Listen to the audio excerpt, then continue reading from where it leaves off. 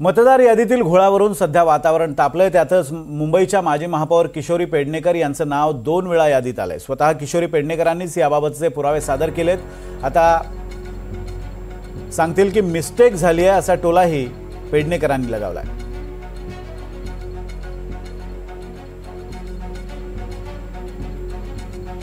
तर भारतीय जनता पार्टीच्या प्रमुख नेत्यांनी दिली, मग त्यांना वेगवेगळ्या नावांनी संबोधायला लागले, त्यांच्या कामाचं खच्चीकरण करण्याचं काम। पण आता तर निवडणूक आयोगाने जे बाजू घेत होते त्यांच्या खाडीत थोबाडीत मारली। कारण आम्ही आमदारकीला मतदान केलं आणि आम्हाला तुम्ही दुबार ठरवतात, म्हणजे नक्की कुठे बसून बोलतेय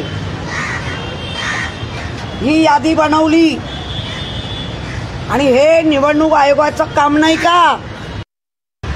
तुम्हाला सारखं जे आदित्य ठाकरे प्रेझेंटेशन देऊन जे दाखवत होतं त्यालाही तुम्ही हास्यास्पद घेतलं। तुम्ही म्हणजे जे निवडणूक आयोग आहे आणि निवडणूक आयोगाचे जे प्रमुख आहेत ते 10 तोंड त्यांची भाजपाची बोलल्यानंतर बाहेर येतात।